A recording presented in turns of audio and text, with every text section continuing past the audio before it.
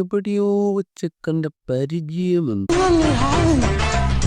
സോണിയുടെ എക്സ്3യുടെ design നൈസായിട്ട് copy അടിച്ചിട്ട് Canon നൈസായിട്ട് ഒരു ക്യാമറ റിലീസ് ചെയ്തിട്ടുണ്ട്. C50 എന്നാണ് ഇതിൻ്റെ പേര്. അതേസമയം തന്നെ നിക്കോൺ നൈസായിട്ട് ഒരു ക്യാമറ റിലീസ് ചെയ്തിട്ടുണ്ട്, ZR.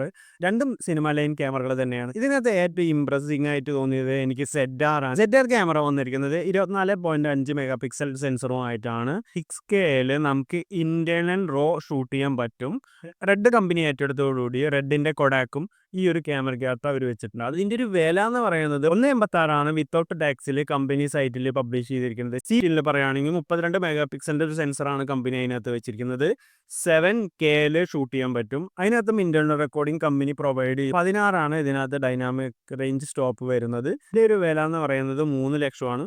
ഒരു 1.86 ഓൾമോസ്റ്റ് 2 ലക്ഷം രൂപയ്ക്ക് നിക്കോൺ ഈ ഒരു ഫീച്ചേഴ്സ് എങ്ങനെയാണ് ഈ ക്യാമറകളിൽ കുത്തി നിറച്ചതെന്ന് എനിക്ക് അറിയാൻ പാടില്ല. 2 ക്യാമറ കമ്പനികൾ ഇവിടെ നിൽപ്പുണ്ട്, സോണിയും കനോണും. ഈ ഒരു ക്യാമറ കയറി വരുന്നുണ്ട്. നിങ്ങൾ ഈ ക്യാമറേനെ വാച്ച് ചെയ്തില്ലെങ്കിൽ ടോട്ടൽ ഇൻഡസ്ട്രി തന്നെ ഈ ഒരു ക്യാമറ വൈപ്പ് ഔട്ട് ചെയ്തിട്ട് പോകുന്നതാണ്.